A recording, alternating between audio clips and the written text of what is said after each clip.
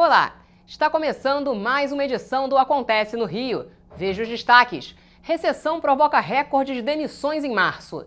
Exposição relembra 10 crimes que chocaram o Rio. Em instantes.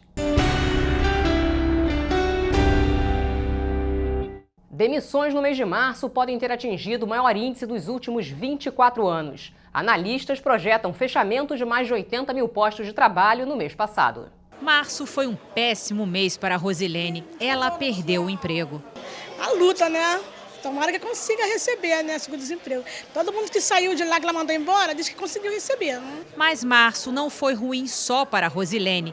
De 80 a 135 mil trabalhadores perderam seus empregos formais e se juntaram ao 1,8 milhão que ficaram desempregados nos últimos 12 meses. É o pior março dos últimos 24 anos. E a situação não deve melhorar. A expectativa é que até o final do ano, mais de 2 milhões tenham perdido o emprego.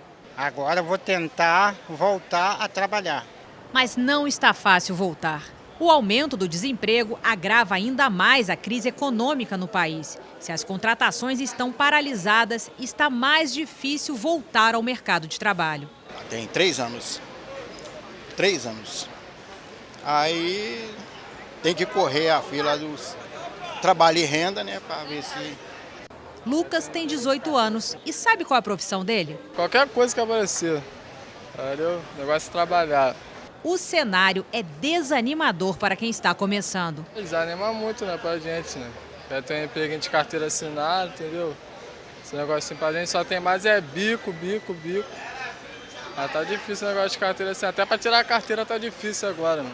Se está difícil para um, imagina para um casal desempregado. Eu tô há 8 meses. 1 ano e meio. E aí, os dois juntos empregados, como é que fica? Difícil.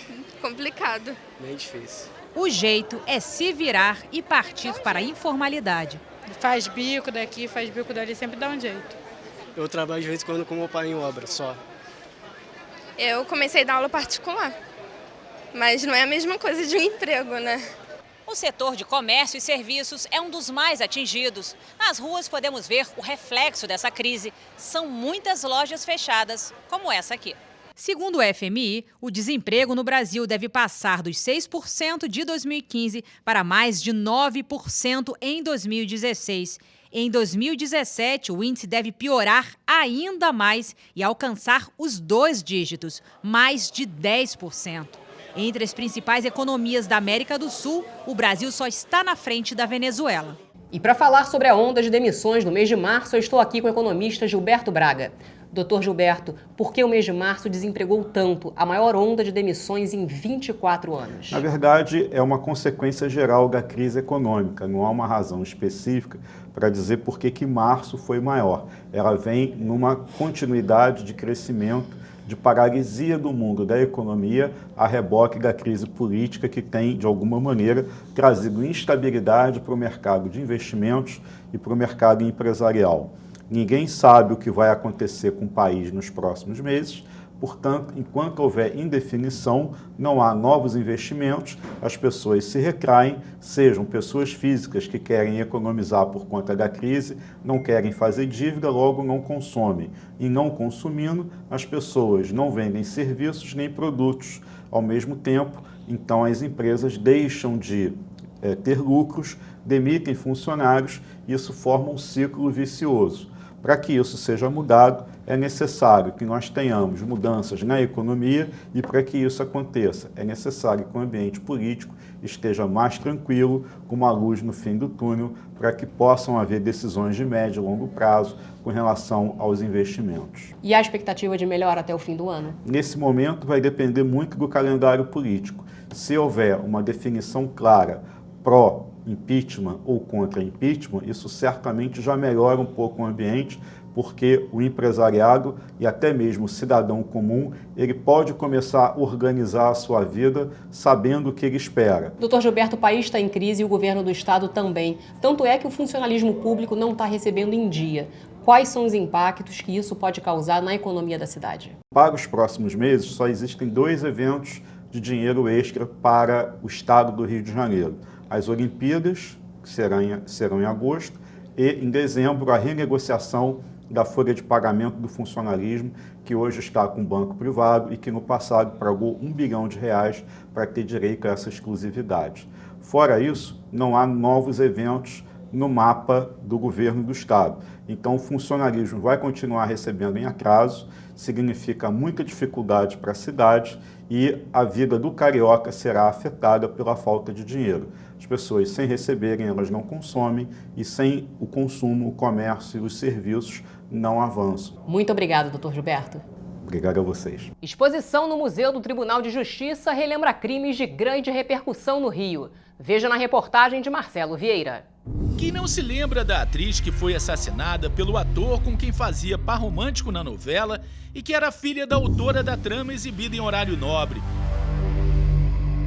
Ou quem não se lembra da chacina de 21 inocentes em uma favela, realizada por mais de 30 policiais militares que invadiram a comunidade para vingar a morte de 4 colegas na região? Os 2 casos estão entre os 10 que mais chocaram o Rio de Janeiro, pelo menos de acordo com essa exposição, inspirada em uma série publicada no jornal O Globo.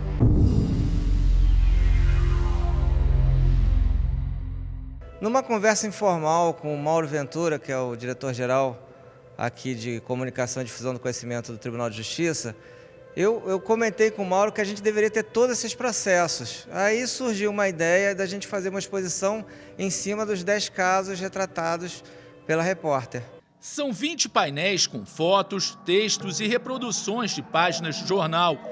O público também vai poder relembrar dos casos em 2 totens, onde são exibidas imagens dos personagens envolvidos nos crimes e informações em processos que foram digitalizados. Os mais velhos vão recordar de histórias como a da Fera da Penha. O crime bárbaro foi cometido em 1960 por uma comerciária de 22 anos que, para se vingar do amante, um homem que não queria abandonar o casamento, assassinou a filha dele de apenas 4 anos com um tiro na nuca e depois ainda incendiou o corpo da criança. O caso inspirou o filme Um Lobo Atrás da Porta. Eu sei que tu tem mulher e filho pequeno. Pelo amor de Deus, teu casamento acabou, qualquer um vê isso. Dá uma chance pra gente. 27 anos separaram os crimes de Aida Cury e Mônica Granuso, 2 jovens virgens que, para evitar o estupro, entraram em luta contra playboys da Zona Sul. Aida, 18 anos, foi jogada do terraço de um prédio da Avenida Atlântica. Já Mônica, 14 anos, pagou com a vida pela ingenuidade de ir até o apartamento de um rapaz que havia conhecido na véspera. Ao tentar fugir dos ataques do modelo Ricardo Sampaio, a adolescente se desequilibrou e despencou da varanda do 7º andar de um prédio na Fonte da Saudade. A história de Mônica é lembrada na música de Ângela Rorô, que também cita Aida Cury. Garota, não vá se distrair e acreditar que o mundo vive a inocência desse teu olhar. Cláudia Lecim é outra citada na música. A jovem de 21 anos foi encontrada morta na encosta da Avenida Niemeyer. O acusado, Michel Frank, era usuário de drogas, filho do sócio de uma fábrica de relógios suíços e dono do apartamento onde Cláudia esteve na noite do crime. Michel fugiu para a Suíça e escapou do julgamento. A impunidade revolta até hoje quem acompanhou as notícias do caso. Nem foi a julgamento como o Michel Frank aqui. Nem foi a julgamento, foram. E, entendeu? Mataram impunemente. Se fosse uma pessoa de baixa renda, pô, até hoje estava na cadeia, né? O crime de Daniela Pérez comoveu o país e gerou um processo com um grande número de volumes expostos na exposição. A atriz foi assassinada com 18 golpes de punhal pelo seu par romântico em uma novela, o ator Guilherme de Pádua e também a mulher dele, Paula Tomás. Outro caso que gerou um processo dos mais volumosos foi o do sequestro do menino Carlos Ramírez da Costa, o Carlinhos. O menino, de 10 anos, foi levado em 1973 de dentro de casa por um criminoso que deixou um papel com data e local para o pagamento do resgate.